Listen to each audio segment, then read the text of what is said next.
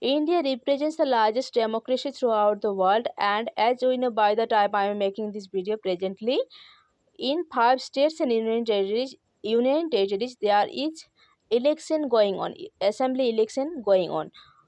These 5 union territories and states include West Bengal, Tamil Nadu, Kerala, Assam, and Union Territories of Puducherry.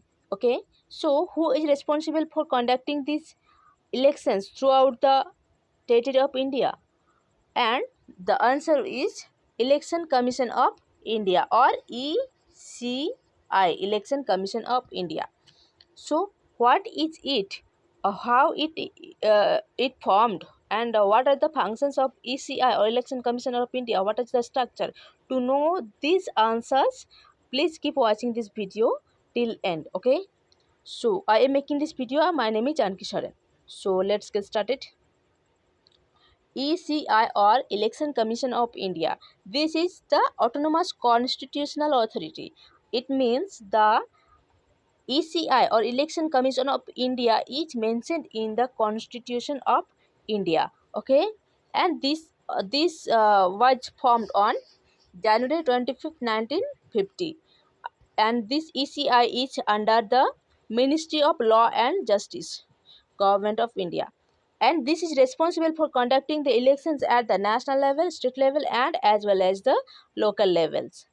Also administered the Lok Sabha, Rajya Sabha, State Legislative Assembly, office or uh, offices of President or Vice President elections. Also they conduct. Okay, so in Part 15 of Constitution of India, that deals with the elections and talk about the establishment of Election Commission of India, and Article 324 to 329 talks about the powers, elections, tenure, and eligibility of Election Commissioner of India. And next one is the structure of ECI.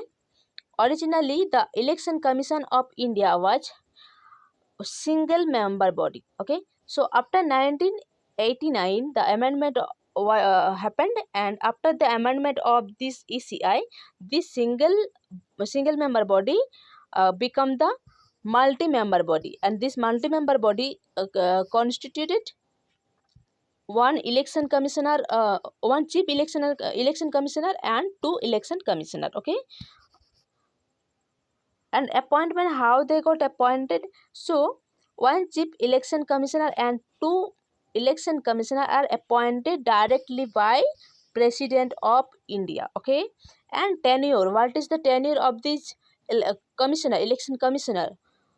So 6 years of tenure, or 65 years of age, whichever will be attained earlier, that will be tenure of that commissioner. Okay, and they enjoy the same salary and as well as allowances as the judge of Supreme Court used to enjoy. After the removal, how they used to be removed in emergency cases? They removed on the grounds of proven misbehavior or incapacity, or to remove this election commissioner, it requires the special majority of 2/3 of president voting need to be supported.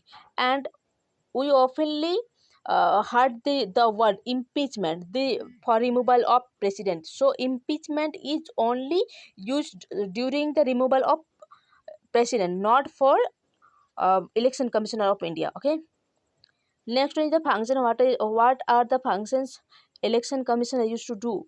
So they superintend, direct, control the entire process of conducting the elections to parliament or legislation of every states and offices of president and vice president. So as we know, the presidential election or and as well as vice presidential election is also conducted by the election commissioner of India, so they are responsible for that also.